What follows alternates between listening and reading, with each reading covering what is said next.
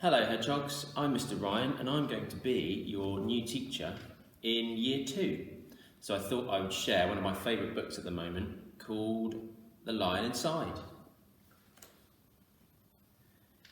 In a dry, dusty place where the sand sparkled gold, stood a mighty flat rock, all craggy and old. And under that rock, in a tiny full house, lived the littlest, quietest, meekest brown mouse. He was so very tiny, so incredibly small, that nobody noticed him ever at all. Hello. He got trod on and sat on and missed out of stuff, ignored and forgotten. Yes, mouse life was tough. Meanwhile, far above, on top of the rock, times were quite different. It was Lion o'clock. This huge, toothsome creature made sure everyone saw how important he was by how loud he could roar. He was head of the pack. He was shouty and tough. He loved showing the crowd he was made of strong stuff. Yes, all were impressed by this mighty king cat. If only, thought Mouse, I could be more like that.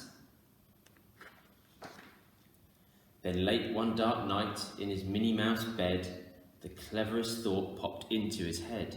He jumped from the covers and held up a paw. I've got it, he said. What I need is a roar. I mean, what if this mouse with the weeniest squeak was a little more grrr and a little less meek? Well, he'd still be the smallest of fuzzy brown mice, but he'd make friends and join in, and life would be nice. Yes, thought the mouse, I must find out how. I will learn how to roar, and I will learn it now. But, oh my gosh, there's only one beast who could teach him this thing, but that might make him a feast. It was time to be strong, take a chance. After all, forever was such a long time to feel small. So he made himself brave, and he thought like a winner. And he set off for the top, hoping not to be dinner. It felt like the scariest thing he could do, but if you want things to change, you first have to change you. The further he climbed, the closer he got to the slumbering lion reclining on top. Then at last, as he stood on his tippy toes, he found himself suddenly nose to nose. Pardon me. Wake up, Mr. Lion. You've got company.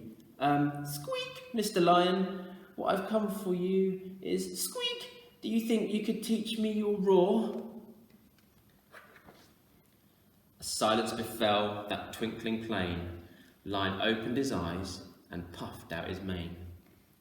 Time slowed right down where it felt like a week. Then he opened his mouth and let out a eee! The lion was shaking, his paws all a fumble. He was backing away with a scrambling tumble. Don't hurt me, he whimpered. I'll try to be nice. Well, my goodness, this lion was frightened of mice. Don't worry, Mouse peeped. I'm a friend, not a foe. Let's rock this together. We'll have fun, don't you know? That was a magical moment for sure, when Mouse didn't feel at all small anymore. He had found his true voice and learned to speak out, and for that you don't need to roar or to shout. And from that day and always the two were a pair. They both liked that rock better, now that the rock was to share. The mouse, while still little, felt big in his head, and Lion, he still roared, but with laughter instead.